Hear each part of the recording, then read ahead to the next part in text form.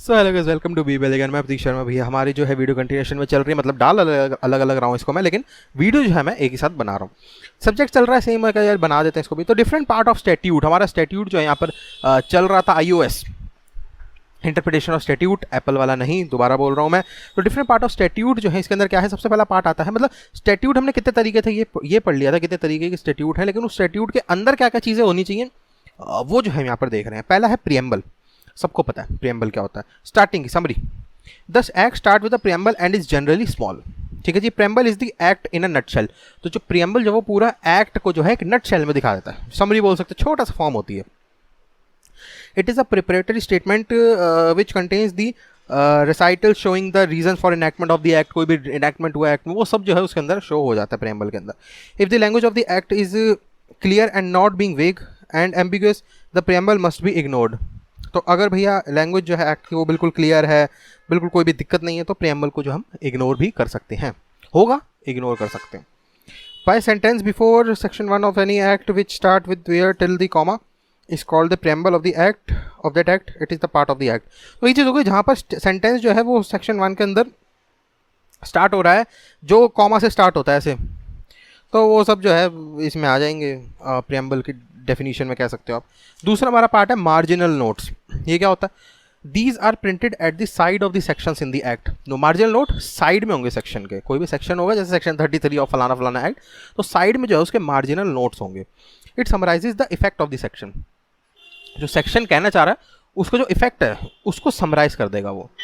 These are sometimes also used as aid to construction. Marginal notes are also called as side notes and are inserted by drafters and not by the legislator। ये ध्यान रखना, जो drafter है वो डालता है, legislator मतलब parliament जो है वो नहीं डालती।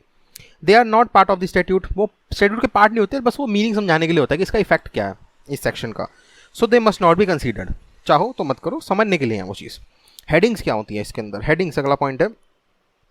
Headings are of two kinds, दो काइंड की हेडिंग हो सकती है। पहली, one which is prefixed to a section, पहले से ही जुड़ी हो। दूसरी, other that is prefix to the group और सेट ऑफ सेक्शंस। तो heading is to be regarded as giving the key to the interpretation and the heading may be treated as preamble to the provision following them. कह सकते हैं कि वो एक तरीके का प्रियम्बल है जो नीचे लिखा है।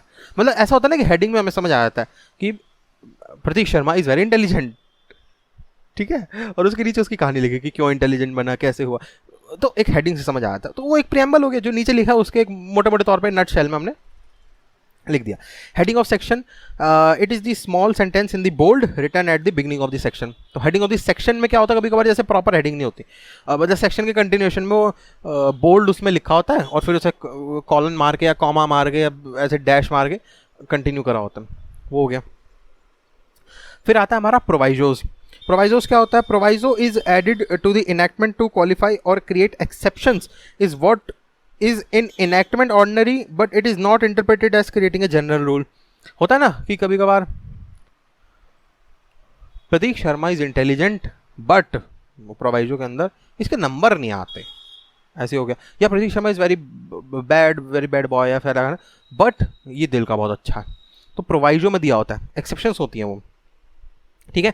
So proviso is used to remove special cases from general enactment and provided them for specially. तो स्पेशल केसेस के लिए अलग होता है कि मतलब जैसे यूँ होता है कि पुलिस ऑफिसर इसको नहीं अरेस्ट कर सकता, लेकिन अगर उसने ये करा है तो वो कर सकता है। वो लेकिन जो है वो एक तरीके का प्रोवाइजो समझ लो, समझ कर लो है ही। Proviso has got no independent existence in it and it is dependent on the main enactment। ठीक है जी, वो उसके इंडिपेंडेंस कोई उसकी इंडिपेंडेंट नहीं होता, वो उसकी कोई अपनी वो नहीं है, क्या नहीं है, अरे समझ जाओ। तो वो मेन कंटेंट से रिलेशन में होता है, ठीक है। Proviso can not be read in isolation, it can read along with the section as whole. तो इसको आइसोलेशन अलग से नहीं पढ़ा जा सकता इस प्रोवाइजो को, जो भी प्रोवाइजो दिया हो सेक्शन के नीचे, और पहले एज अ होल सेक्शन को पढ़ो फिर प्रोवाइजो पे आओ। इलस्ट्रेशन देख लेते हैं। It provide value in construction of text of section and explain principle of sections. ठीक है जी, हेल्प करता है वो प्रिंसिपल समझाने के लिए सेक्शन के। The purpose is only to illustrate the provision of the law. जो इसका पर्पज है वो सिर्फ ये है कि वो प्रोविजन ऑफ द लॉ को समझा सके। It can not modify the language और curtail the ambit of the section, ambit of the section. तो वही चीज़ होगी, जो मेन जो सेक्शन है उसको जो है इसमें छेड़खानी नहीं कर सकता। प्रोवाइजो एक उसका पार्ट होता है, मतलब बच्चा है, वो बाप नहीं बन सकता सेक्शन का। Exceptions and saving clause. Saving clause is use to preserve from destruction of certain rights, remedies और प्रिविलेजेस। तो सेविंग क्लॉज जो है वो कुछ इस तरीके की चीज़ होती है जो प्रिजर्व करती है डिस्ट्रक्शन ऑफ सर्टेन राइट्स और रेमेडीज, कि तुम्हारा राइट ना कोई छीन ले, ऑलरेडी एग्जिस्टिंग जो तुम्हारा पहले से राइट है अब वो ना छीन ले, तो वो जो है सेविंग क्लॉज का काम होता है। So exceptions intended to restrain enacting clause to particular cases. So exception जो है वो बनाई जाती किसी पर्टिकुलर केसेस के अंदर कोई क्लॉज को जो है वो रिस्ट्रेन करने के लिए। To exempt certain clauses from the preview of the main provision and exception clauses provided. तो प्रीव्यू क्लॉज, जो preview of the main provision है उसको एक्सेप्शन क्लॉज प्रोवाइड कर दिया जाता है उससे अलग करके, ठीक है जी। To exempt certain clauses from the main जो तुम्हारा पार्ट होता है। फिर आता है हमारा एक और part, explanation. It is appended to explain the meaning of the word contain in the section. तो वही चीज़ हो गया एक्सप्लेनेशन, कि जो सेक्शन में जो लिखा है उसको थोड़ा सा डिटेल में समझाना, वो एक्सप्लेनेशन होता है ना, जैसे सेक्शन के नीचे एक्सप्लेनेशन लिखे होते हैं कि कई पॉइंटर्स होते हैं उसके अंदर। It becomes part and parcel of the enactment, ठीक है। It does not expand the meaning of the provision but it only tries to remove confusion in the understanding the true meaning of the enactment. तो जो भी main meaning होगा section का उसको ये detail में थोड़ा सा जो समझाता है। और एकदम बरसात का मौसम हो गया, हवा चल रही है बढ़िया, क्या बात है, पर गर्मी बहुत है। चलो, an explanation is added to the section to elaborate upon and explain the meaning of the words appearing in the section.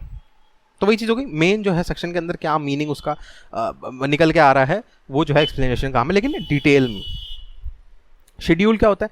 Schedules are the part of the statute and are also use for interpretation. वो भी part होते हैं और वो उसको use करा जाता है इंटरप्रिटेशन के लिए। It often contain details and prescribe form. ओहो, आंधी चल रही है भाई यार, मैं अंदर जाता हूँ क्योंकि खांसी हो जाएगी फिर, समझा करो। तो शेड्यूल और पंक्चुएशन जो हमारा रह गया, ठीक है जी। हाँ, उस यही दो रह गए हैं। मैं अंदर जाता हूँ यार, एक मिनट ज़रा पॉज करता हूँ वीडियो।